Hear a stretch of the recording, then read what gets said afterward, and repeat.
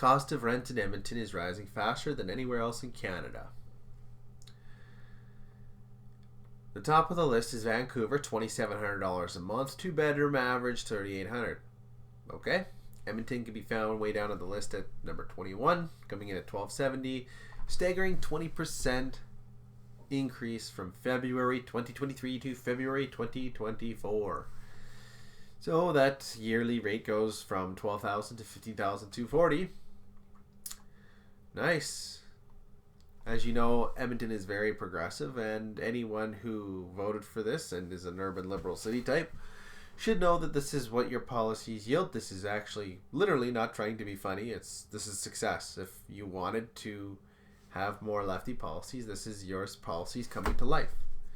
Because when you spend more, it costs more.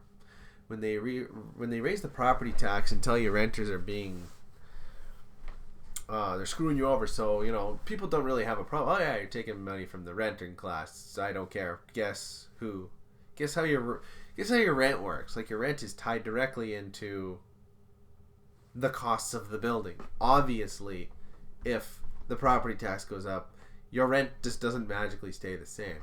And of course, if every cost for the renter goes up due to something like carbon tax, all the things he must ship, and all the services like snow removal, and those people will raise the cost due to the carbon tax. And of course, they'll all raise the price due to the inflationary spending, which we've seen a significant amount of our current dollars in existence created in the last 3 years. This is your policies coming to life. You spend more, it costs more, you must spend more as well. If the politicians are spending more of your money, they need more of it, therefore they will get it, and they will get it. It doesn't come from the upper class. That's something you need to know. I take that back. A lot of our tax, the majority of our tax, does come from the upper class. That is just a fact. However, it doesn't hurt them too bad. Somewhat. If a hyperly successful person who makes $10 million a year pays $1 million in, let's say they pay $500,000 in property tax. If you raise it 27%, what's that math? That's $200,000? A little less. Say 175, let's say. That hurts him, but it doesn't wreck him. But you raise rent from like $1,200 to $1,500? That hurts a middle to lower class person pretty notably. So I always judge people by their actions, not by what they say. And if I were to judge by your actions, I would say the average NDP lefty liberal type hates poor people, because they do things that hurt poor people the most. So let's see more leftist politics here in the results. In neighboring BC, which is NDP, they have the highest rental prices in the country. Okay. Rent control okay, this is where they're picking up caring about the middle class. Let me show you virtue signaling lefty politics in one sentence. They put rent controls in place, which is a communist notion. I mean, I can start listing off some authoritarian dictators that have existed in the 20th century and the 21st century that controlled rent. There was a guy in Germany in the 1930s who did price controls. Okay, that's a fascist way of doing things. Fair enough. They cap it at 3.5% a year, but it doesn't matter. It's a virtue signal, because in that same sentence it says the highest rental prices in the country.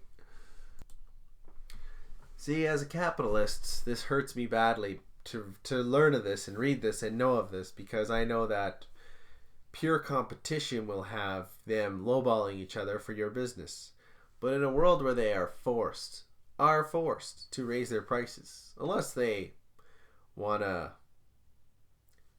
get out of the game or lose money, which they want to do neither of those things, they must stay in the game. And in order to maintain the profit margin percentage, you got to raise your price.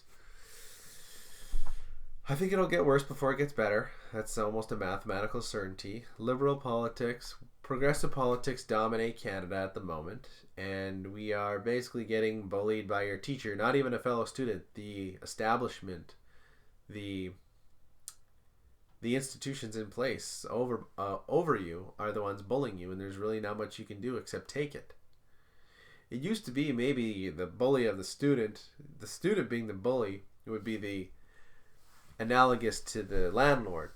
You would hate him. He's a bastard, and you could leave.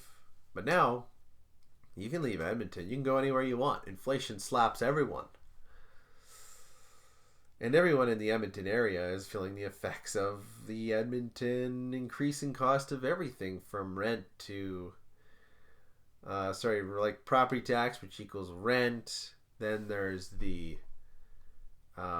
fuel prices increases. So you can move out of the city. It still gets you. You can live in the Sherwood Parks, the Devon, Morinville. Like most of the stuff you buy comes from Edmonton, so there's no really getting away from it. So this is when liberal politics succeed. This is literally them succeeding in what they plan. All you have to do to know this is read the news. And if you read the news and also weren't part of the cult mind, the mob rule, you would see this.